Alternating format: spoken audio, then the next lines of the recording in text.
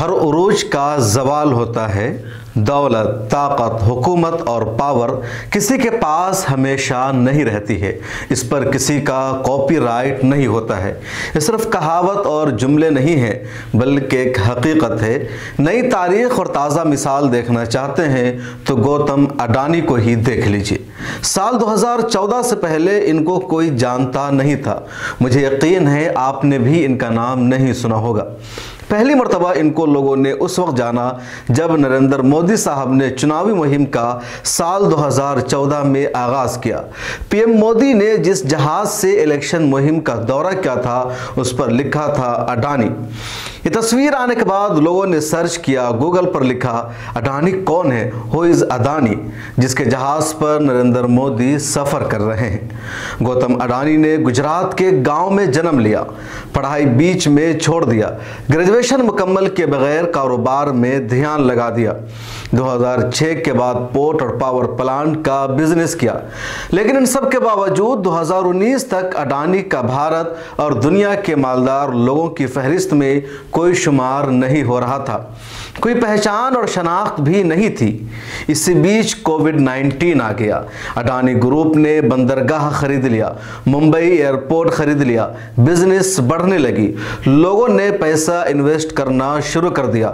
Lockdown की वजह से सभी के पैसे घट रहे थे, लोगों का रोजगार खत्म हो रहा था, सारी कंपनियों का खसारा हो रहा था, लेकिन अडानी की बिजनेस बढ़ रही थी, तरक्की हो रही थी। नवंबर 2021 में खबर आई कि अडानी ग्रुप ने एनर्जी में 70 बिलियन अमेरिकी डॉलर का इन्वेस्टमेंट किया है।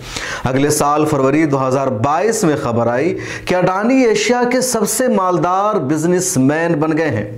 अडानी की तरक्की यहीं पर नहीं रुकी। अगस्त 2022 में वो दुनिया के तीसरे सबसे बड़े मालदार शख्स बन गए। एक वक्त ऐसा भी आया जब वो दूसरे सबसे बड़े मालदार शख्स बन गए थे। भारत के सबसे पहले मालदार शख्स होने का एजाज पहले ही मिल चुका था। मुकेश अंबानी, रतन टाटा और ऐसे सभी मालदार बहुत पीछे रह गए। हर तरफ अडानी का ही चर्चा होने लगा। मीडिया में भी अडानी ग्रुप ने इन्वेस्ट करना शुरू किया। एनडीटीवी पूरे चैनल को ही खरीद लिया।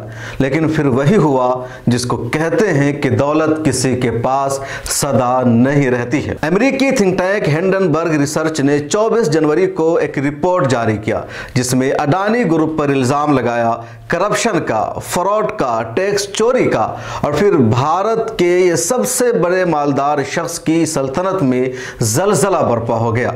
इनका जहाज हिचकोले खाने लगा। शेयर मार्केट में अडानी की सभी कंपनियों का शेयर गोता खाने लगा। पहले दिन ही 20 बिलियन डॉलर का नुकसान हो गया। अगले दिन भी अडानी का नुकसान हुआ। दुनिया के सबसे मालदार अशखास की फहरिस्त में तीसरे नंबर से खिसक कर 7वें नंबर पर आ गए, फिर 8वें पर आ गए। एक दिन बाद टॉप 10 मालदारों की फहरिस्त से भी नाम बाहर हो गया। फिर मुकेश अंबानी का नाम आगे आ गया, अडानी पीछे होते चले गए। आखिर में 15वें नंबर पर अडानी का नाम दुनिया के मालदार लोगों की लिस्ट में आ गया। इसके अगले दिन दुनिया के टॉप 20 मालदारों की फहरिस्त से भी गौतम अडानी का नाम बाहर हो गया। दुनिया के 20 मालदारों की फहरिस्त में भी अडानी की जगह अब खत्म हो चुकी है। इस वक्त वो 22वें नंबर पर है। इस बीच हुकूमत ने अडानी के डूबते जहाज को बचाने की भरपूर कोशिश की। मुत्तहिदा अरब इमारात के हुक्मरान खानदान से ताल्लुक रखने वाले एक शेख ने सरकार के कहने पर 400 मिलियन डॉलर का इन्वेस्टमेंट कर दिया। इसराइल ने हाइफा पोर्ट अडानी को दे दिया, लेकिन अडानी का जहाज तूफान पर काबू पाने में नाकाम है और लगातार हिचकोले खा रहा है। अमेरिकी एक्सचेंज ने अडानी ग्रुप को शेयर बाजार से निकालने का फैसला कर लिया है। हिंदुस्तान के भी शेयर एक्सचेंज ग्रुप का बयान सामने आ गया है और 3 कंपनियों का नाम बाहर हो सकता है। अडानी मामला की इंक्वायरी के लिए पार्लियामेंट में ज्वाइंट पार्लियामानी कमेटी तश्कील देने की मांग हो रही है। इधर अडानी राष्ट्रवाद का सहारा लेकर अपने डूबते जहाज को बचाने की कोशिश कर रहे हैं। लेकिन अब मुश्किल लग रहा है। और बात वही कि हर उरूज का ज़वाल यकीनी है।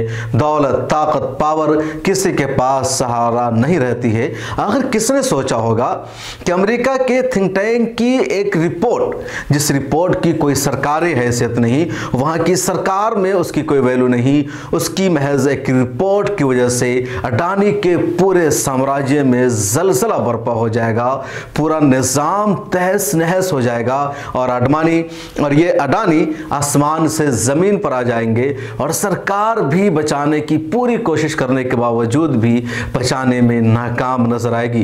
ये तो गनीमत है कि सरकार से कुर्बत और दोस्ती है, जिसका नतीजा है कि अभी एजेंसियां इनके पीछे नहीं लगी है।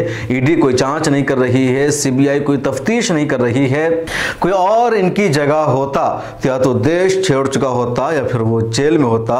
लेकिन अडानी साहब दोस्ती, कुर्बत और जहाज में घुमाने का नतीजा कि अब तक मैदान में बने हुए हैं, मौजूद हैं, वीडियोस बना करके अपलोड कर रहे हैं ट्विटर हैंडल पर कि किसी को घबराने की कोई ज़रूरत नहीं है। इस रिपोर्ट में इतना ही। अगर आपने अभी तक मिलर टाइम्स को सब्सक्राइब नहीं कर रखा है तो कर लीजिए। फेसबुक पर ये वीडियो देख रहे हैं तो पेज को फॉलो कर लीजिए। ट्विटर पर ताज़ा तरीन खबरों के लिए हमें फॉलो कीजिए। इंस्टाग्राम और टेलीग्राम पर भी हमसे जुड़ सकते हैं।